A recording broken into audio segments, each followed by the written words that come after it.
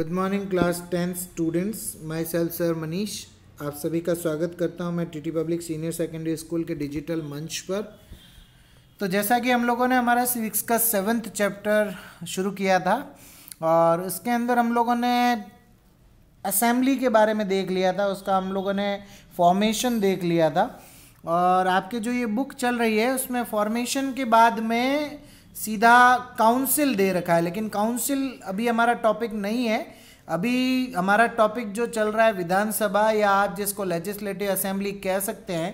तो पूरा topic clear करते हैं। जैसा कि मैंने आपको रिवाइज सिलेबस का इमेज भेजा था, तो उसमें टॉपिक कुछ इस प्रकार से था, यानी सबसे पहले हमारे को लेजिस्लेटिव असेंबली का इलेक्शन देखना है, देन उसकी हमारे को प्रोसेस देखनी है इलेक्शन की, और किस तरीके से बनता है वो देखनी है, और उसके बाद में हमारे को उसके फंक्शंस देखने हैं, पावर देखने हैं। तो अब हमारा जो टॉपिक आज का मैंने लिया है वो लिया है the powers and function of state legislative assembly.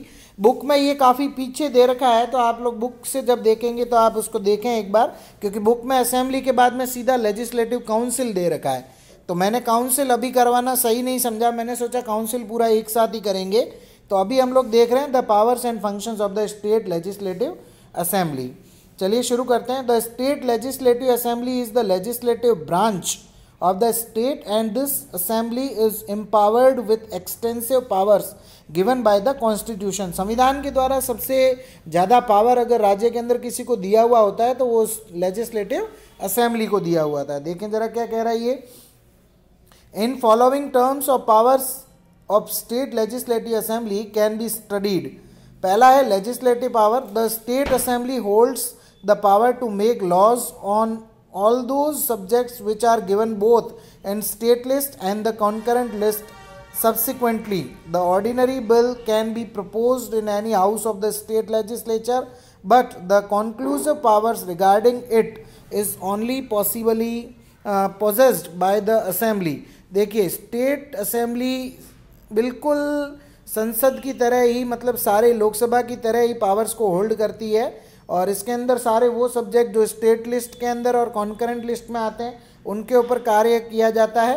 ध्यान रखें ऑर्डिनरी बिल जो है वो हाउस स्टेट लेजिस्लेचर के अंदर किसी भी हाउस में आ सकता है, लेकिन जो मनी बिल होगा या कोई भी दूसरा बिल जो होगा वो आप मनी बिल जो है वो केवल स्टेट लेजिस्लेटिव असेंबली में आएगा, और बाकी के जो भी बिल हैं वो काउंसिल के अंदर भी जा सकते हैं।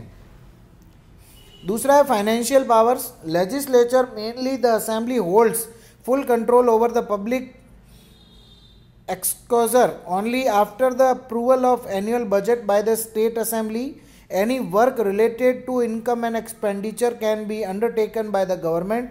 After the passing of supply bill, government can withdraw money from the consolidated fund for expenditure. Financial power में आप देखिए, यानी मनी बिल जो है वो जब स्टेट लेजिस्लेटिव असेंबली के अंदर आ जाता है और वहाँ से पास हो जाता है, उसके बाद में ही राज्य सरकार जो है वो खर्चे के लिए पैसे ले सकती है और कोई भी बजट के ऊपर पैसा खर्च कर सकती है। एडमिनिस्ट्रेटिव पावर्स देखते हैं। Due to the constitutional arrangements established in the states by the constitution, the state cabinet is accountable to the legislature, especially to the legislative assembly for its policy and functions.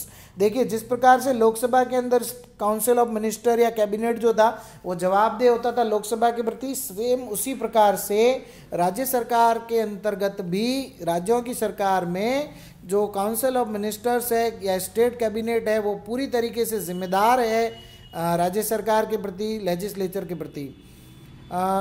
फिर है questions can be asked to the ministers by the member of assembly of council regarding their departments. Motion of criticism can be passed against the cabinet और the adjournment motion too can be passed. Apart from that no confidence motion can also be passed by the assembly due to which the cabinet has to resign.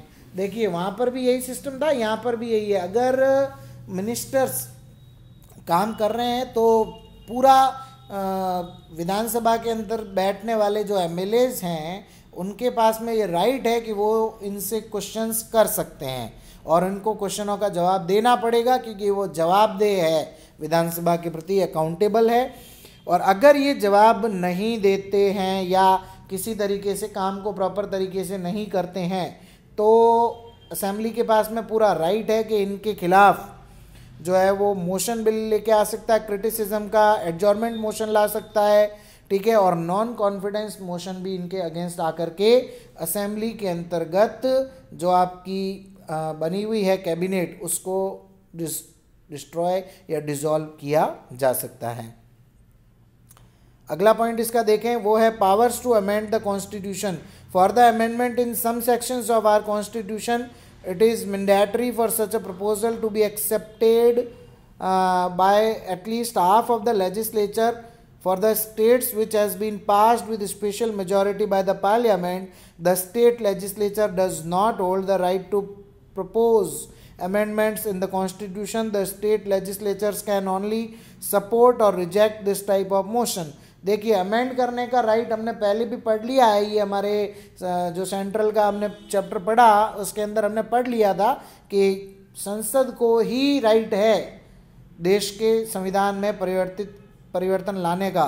केवल कुछ राज्यों के अंदर, वो भी अगर half से ज़्यादा असेंबलीज अगर सपोर्ट करती हैं स्टेट लेजिस्लेचर की, तभी अगर पार्लियामेंट किसी राज्य के अंतर्गत कानून में बदलाव कर सकती है, अन्यथा कभी भी अमेंडमेंट करने का राइट वो किसी भी विधानसभा को अवेलेबल नहीं है। वो लोग सिर्फ सपोर्ट कर सकते हैं या रिजेक्ट कर सकते हैं इस प्रकार के मोशन को, बाकी इनके पास में राइट नहीं है।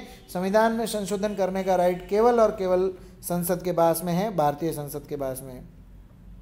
पांचवा है election related powers. The elected members of the state assembly take part in the elections of the president and the Rajya Sabha member.